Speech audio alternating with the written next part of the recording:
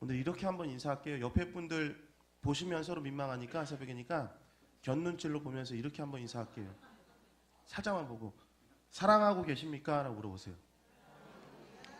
저는 어제도 열심히 사랑하고 오늘도 열심히 사랑을 하고 있어요. 그래가지고 이 사랑이라는 말이 되게 저한테는 감동으로 다가오는데 오늘 새벽에 여러분들의 사랑이라는 단어는 거의 금지어처럼 보이고 있어요. 표정이 거의 다 지금 장난 아니신데 얼굴 좀 푸시고 그래야지 저도 설교할 때 또 기분이 좋으니까 얼굴 좀 피세요. 자, 저 좀 보세요. 아버지가 첫사랑에 실패한 아들을 위로하면서 말했어요. 얘야, 시간을 믿어라. 한 달만 지나면 그 여자가 기억조차 나지 않을 거다라고 이야기했어요. 그러니까 아들이 이렇게 얘기했어요. 아버지, 그건 힘들 것 같습니다. 적어도 6개월은 걸릴 것 같아요. 라고 얘기를 하는 거예요. 그러니까 아버지가 속상해서 다시 물었어요. 아니 왜? 라고 물으니까 아들이 이렇게 얘기했어요. 생일날 사준 가방을 6개월 할부로 긁었거든요. 그렇죠? 6개월을 긁었으니까 주여겠죠? 세상에는 수많은 사랑에 대한 이야기가 있어요. 남녀 간의 애절한 사랑 이야기가 있고 부모와 자녀 간의 아름다운 사랑의 이야기가 있고 형제 자매 간의 따뜻한 사랑의 이야기가 있습니다. 그런데 세상에만 이런 아름다운 사랑의 이야기가 있지가 않아요. 성경에 보면 세상의 사랑보다 더 아름다운, 더 위대한 사랑에 대한 이야기가 나옵니다. 오늘 우리가 함께 읽은 본문 말씀 호세아서 3장 말씀이 바로 그런 사랑의 이야기라는 거예요. 그래서 미국의 한 신학자는 이 호세아서 3장을 신약의 요한복음 3장이다라고 이야기를 했어요.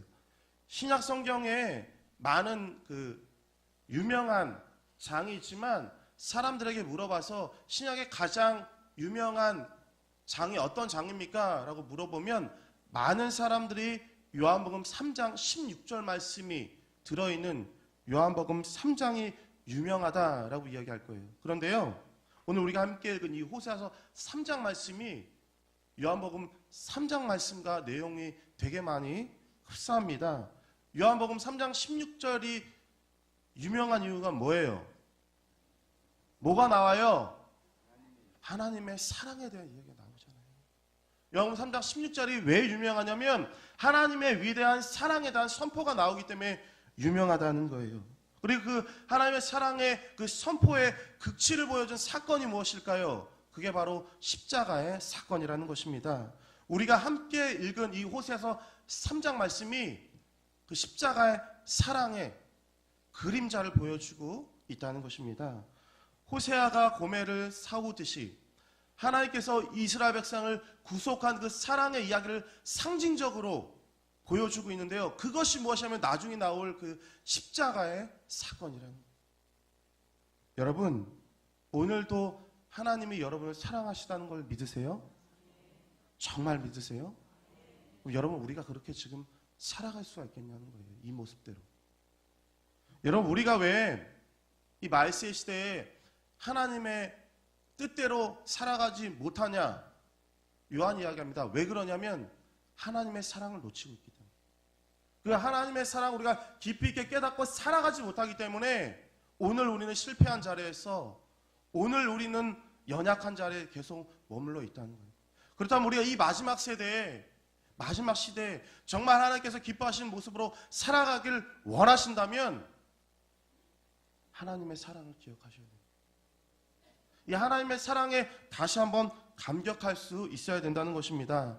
오늘 이 시간에는 우리를 끝까지 포기하지 않고 사랑하시는 그 하나님의 사랑의 절절한 이야기를 함께 나누며 하나님께서 우리를 어떻게 사랑하시고 우리를 어떤 자리에서 사랑하시고 어떤 대가를 치르며 우리를 사랑하셨는지 그 사랑을 다시 한번 기억하며 감사하며 찬양하며 감격하는 이 새벽이 되기를 소망합니다.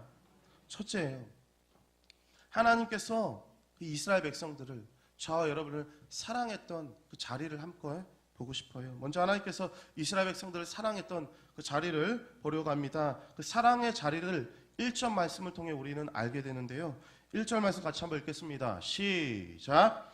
여호와께서 내게 이르시되 이스라엘 자손이 다른 신을 섬기고 건포도 떡을 즐길지라도 여호와가 저희를 사랑하나니 너는 또 가서 타인에게 연애를 받아 음부된 그 여인을 사랑하라 하시기로. 아멘. 하나님께서 호세 선지자한테 이야기하는 거예요. 자신과 아이를 버리고 가출한 다른 남자와 살고 있는 그 여인을 다시 사랑해라 라고 지금 이야기를 하고 있어요. 여기서 고멜을 다시 사랑해라 라는 말권에 담겨있는 뜻이 있어요. 그것은 무엇이냐면 이 여인을 다시 사오라는 거예요. 이 여인을 다시 사오라는 것은 무슨 의미일까요? 지금 이 여인이요, 노예의 자리에 있다는 거예요. 노예의 자리. 이 고멜이라는 여인이 자신 남편이 호세아를 떠나 멀리 나갔을 때 그녀는 외쳤을 거예요. 나는 이제 자유다. 아, 나에게는 이제 행복한 일만 있을 것이다. 나에게는 꽃길만 걸어갈 것이다 라고 그녀는 화려한 외출을 선포했는데요. 이게 웬일이에요? 얼마 지나지 않아 비참하게 버림받은 인생이 되었어요. 비참하게 버림받으로 끝난 것이 아니라 이제 노예시장에 팔리게 되었다는 것입니다. 이것이 바로 당시 이스라엘 백성들의 모습이었다는 거예요. 이것이 바로 저와 여러분들의 모습이라는 것입니다. 하나님께서 바로 이 여인, 노예의 자리에 있던 그 여인의 삶의 자리에서 하나님께서 그 여인을, 이스라엘 백성들을, 저와 여러분들을 사랑하기로 결단하셨다는 거예요. 그 자리에서도 여전히 하나님께서 저와 여러분들을 사랑하고 계셨다는 것입니다. 1절 말씀을 다시 한번 보세요. 1절 말씀을 보시면 당시 이스라엘 백성들의 삶의 정황이 어느 정도 나타나는데요. 그들은 지금 확실한 사실이 있어요. 그것은 무엇이냐면 하나님을 버렸다는 거예요. 확실한 사실은 하나님을 떠났다는 것입니다. 근데 그들이 하나님을 버리고 다른 신들을 섬기게 된 이유 가운데 하나가 뭐냐면 1절 말씀 보시면 건포도 떡이라는 게 나와요. 건포도 떡 때문에 하나님을 버렸다. 건포도 떡 때문에 하나님을 배신했다라고 이야기를 하고 있는 거예요. 이 이스라엘 백성들에게 있어서 이 건포도 떡이라는 것은 무엇이냐면 가난할 때는 절대 먹을 수 없는 특식이었어요. 특식. 그러니까 이스라엘 백성들은 이 건포도 떡이라는 것을 통해 쉽게 말하면 특별한 축복을 위해서 하나님을 지금 떠났다는 거예요. 이스라엘 백성들은 아마 이런 생각이 있었을 거예요. 하나님을 버리고 건포도 떡을 즐기면, 다르게 이야기하면 하나님을 버리고 오늘 세상으로 나아가면, 하나님을 버리고 그리고 다른 것을 찾아 나간다면, 우상하게 나아간다면 나한테 더 큰 축복이 있을 거야. 더 좋은 일들이 있을 거야라는 생각을 가지고 지금 하나님을 떠났다는 거예요. 근데 우리가 신앙생활하면 이런 일들이 종종 일어납니다. 주위 사람 가운데 우리에게 이렇게 말을 하는 사람들이 있을 거예요. 야, 너 교회 다닌다며? 너 신앙생활 열심히 한다며? 야, 근데 왜 너는 사업이 피지가 않냐? 야, 너는 왜 자녀들이 그 모양이냐? 야, 너 교회 다닌다며? 교회 다니면 축복받는다며? 교회 다니면 잘 된다며? 왜 그렇게 근심과 걱정이고 미래가 불투명해? 야, 나봐. 교회 다니지도 않고 신앙생활 하지도 않는데 잘 되잖아. 우리 자녀들 다 잘 되고 나 사업 다 잘 되고 나 행복하잖아. 야, 너도 이제 교회 그만 서가. 기독교 그만 믿어. 이렇게 이야기하는 사람들이 있다는 거예요. 근데 이런 걸 우리가 듣고 잘못된 생각을 갖고 이단 종교에 빠지고 신앙생활을 저버리는 사람들은 저도 봤다는 거예요. 근데 여러분, 그들의 마지막이 어떨까요? 확실한 건 있어요. 더 비참하고 더 피폐해지는 삶을 살아가게 된다는 거예요. 근데 여러분, 이제 보세요. 이제 잘 보세요. 여러분, 이스라엘 백성들이 하나님을 버리고 세상을 향해 우상을 쫓아가는 그 순간에 하나님은 여전히 그들을 사랑하셨다는 거예요. 이게 중요하다는 것입니다. 이게 상대방이 나를 버렸음에도 불구하고, 상대방이 나에게 상처를 줬음에도 불구하고, 상대방이 나를 배신했음에도 불구하고 여전히 그들을 사랑하고 있는 그 사랑, 그게 바로 하나님의 사랑이라는 거예요. 변함없는 사랑, 포기할 수 없는 사랑, 그게 바로 하나님의 사랑이라는 것입니다. 그렇기 때문에 이 하나님의 사랑은 우리의 상식으로는 도저히 이해할 수 없는 그 위대한 사랑이라는 거예요. 네, 여러분, 때로는 우리가 이스라엘 백성들처럼 신앙생활을 하다가 어느 순간 더 많이 다른 것을 사랑할 때가 있어요. 신앙생활을 하다가 더 많은 것에 우리의 마음을 빼앗기는 것이 있게 된다는 것입니다. 네, 여러분 그거 아세요? 우리가 마음을 뺏기는 모든 것, 그것이 다름 아닌 우상이라는 거예요. 우상. 우상은 한마디로 정의하면 하나님과 나 사이를 멀어지게 하는 모든 것, 그것이 바로 우상이라는 거예요. 잘 생각해 보세요. 우리도 신앙생활하면서 수많은 우상들을 섬기며 살아가고 있다는 거예요. 때로는요, 물질이 우상이 됩니다. 물질밖에 보이지 않아요. 물질 때문에 하나님을 멀리하고 살아갈 때가 너무나 많이 있다는 거예요. 때로는 자녀들이 우상이 됩니다. 자녀들이 우상이 돼서 하나님이 보이지 않을 때가 너무나 많이 있어요. 그리고 가장 많은 사람들이 우상으로 삼는 것이 무엇이냐면 자기 자신이라는 거예요. 자기 자신을 너무 사랑한 나머지 하나님이 보이지 않는다는 거예요. 그렇게 오늘도 우리는 하나님이 아닌 다른 것에 영혼을 팔고 마음을 팔고 사랑을 뺏기고 살아가고 있는데요. 그럼에도 불구하고 여전히 하나님은 저와 여러분들을 사랑하신다는 거예요. 로마서 5장 8절 말씀입니다. 우리가 아직 죄인 되었을 때 그리스도께서 우리를 위하여 죽으심으로 하나님께서 우리에게 대한 자기의 사랑을 확증하셨느니라. 아멘. 뭐라고 이야기하고 있어요? 우리가 죄인 되었을 때, 우리가 하나님을 배신했을 때, 하나님께 상처를 주고 있는 그 순간에도 하나님께서 우리를 사랑하사 자신의 생명을 내어주셨다는 거예요. 하나님께서 호세아에게 사랑을 명령했던 자리, 그 자리가 바로 이런 자리였다는 것입니다. 어제도 오늘도 내일도 변함없이 우리는 하나님을 배신하고 배반하고 버리지만 여전히 하나님은 우리를 사랑하신다고 말씀하고 계시다는 거예요. 상대방이 나를 사랑할 때, 상대방이 나에게 상처를 주지 않았을 때, 상대방이 나한테 잘했을 때 그 사람을 사랑하는 건 누구나 할 수 있어요.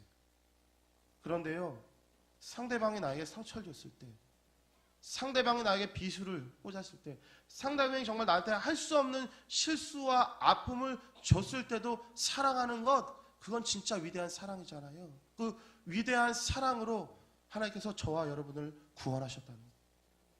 여러분, 그 놀라운 하나님의 사랑이 있는데 우리가 어딜 가겠어요? 그 하나님의 놀라운 사랑을 받았는데 그 사랑에 감격하지 않고 살아갈 사람이 어디 있겠냐는 것입니다. 오늘 이 시간 자기 자신한테 한번 물어보세요. 내가 오늘 얼마나 그 하나님의 사랑에 감격하고 감사하고 찬양하고 있는지. 그 사랑이 무뎌졌다면 다시 한번 오늘 이 새벽에 그 하나님의 사랑에 감격하며 눈물을 흘릴 수 있는 저와 여러분들 되기를 주님의 이름으로 소망합니다. 두 번째는요, 사랑을 하려면 뭘 해야 될까요? 대가를 치러야 돼요. 대가. 대가가 없이 사랑할 수 있을까요? 없어요. 당시 이제 호세아가 고멜을 사오려면 대가를 치러야 됐어요. 대가. 지금 고멜과 같은 여인은 지금 노예입니다. 노예. 이 노예를 사오려면 어떻게 해야 될까요? 몸값을 지불해야 돼요. 몸값.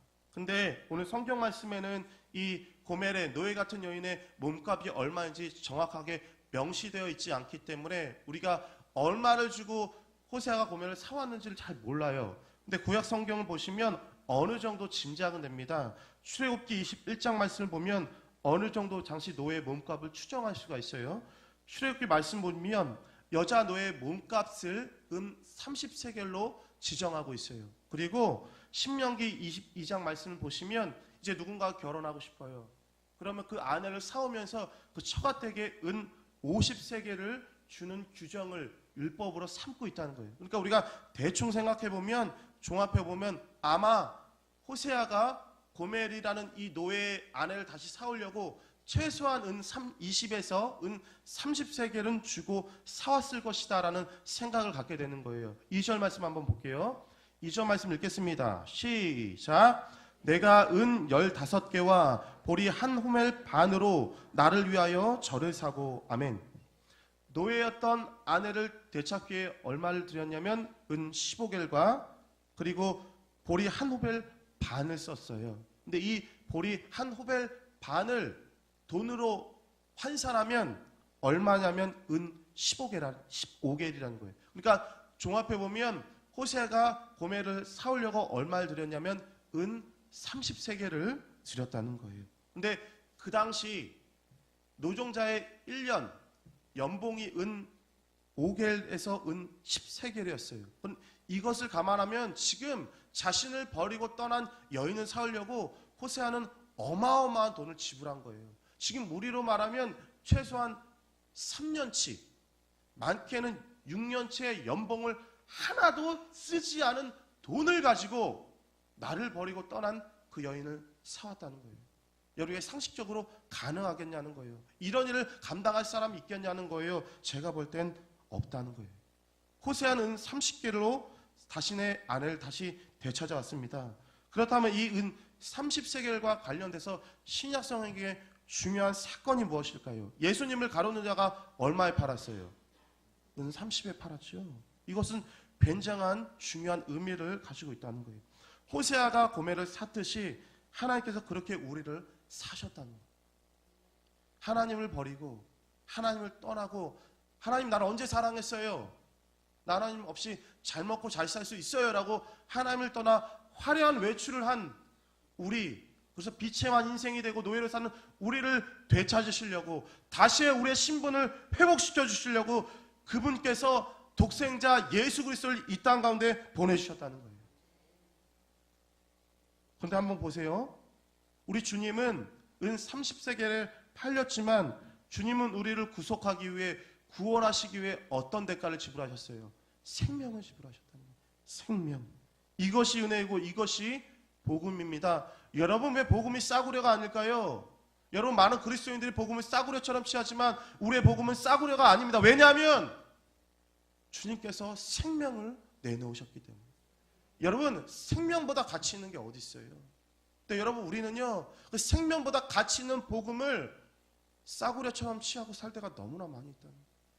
그 대가를 우리가 다시 한번 생각한다면 복음은 절대 싸구려가 아닐 거라는 거예요. 그렇기 때문에 우리의 삶의 자리는 이 자리여야 되는 거예요. 우리의 삶의 새로운 시작은 언제나 복음의 자리가 되어야 되는 것입니다. 그래서 사도 베드로는 이렇게 이야기를 해요. 베드로전서 1장 18절 말씀 읽어드립니다. 너희가 알거니와 너희 조상의 유전한 망년된 행실에서 구속된 것은 은이나 금같이 없어질 것으로 한 것이 아니오. 여기서 구속이라는 단어는요 대가를 지불하고 다시 사온다는 거예요. 호세아가 고멜을 산 것처럼 하나님께서 이스라엘 백성들을 산 것처럼 그렇게 우리를 사 주셨다는 거예요. 구원은 구속은 은이나 금으로 되는 것이 아니라 하나님의 아들이신 예수 그리스도의 생명으로 얻어졌다는 것입니다. 주님의 이 구속의 사랑으로 말미암아 우리가 구원을 받았다는 거예요. 여러분, 이 생명으로 얻어진 구원에 날마다 감사하고 계세요? 여러분, 이 생명의 복음을, 구원을 날마다 전하고 계세요? 여러분, 이 새벽에 오늘 우리는 수많은 기도의 제목들을 가지고 이 자리에 오셨을 거예요. 근데 그 모든 기도 제목 다 내려놓고요, 오늘 이 새벽엔 다시 한번 그 하나님의 사랑을 깨닫기를 원합니다. 그 사랑을 회복하기를 원합니다. 그 정말 값진 사랑과 복음을 전하기를 원합니다. 그렇게 기도했으면 좋겠어요. 말씀 정리합니다. 오늘 고멜이 다시 아내의 자리를 회복하기 위해서 그녀가 한 것은 하나도 없습니다. 그녀는 아무 공로 없이 아무 대가 없이 다시 아내의 자리를 회복했어요.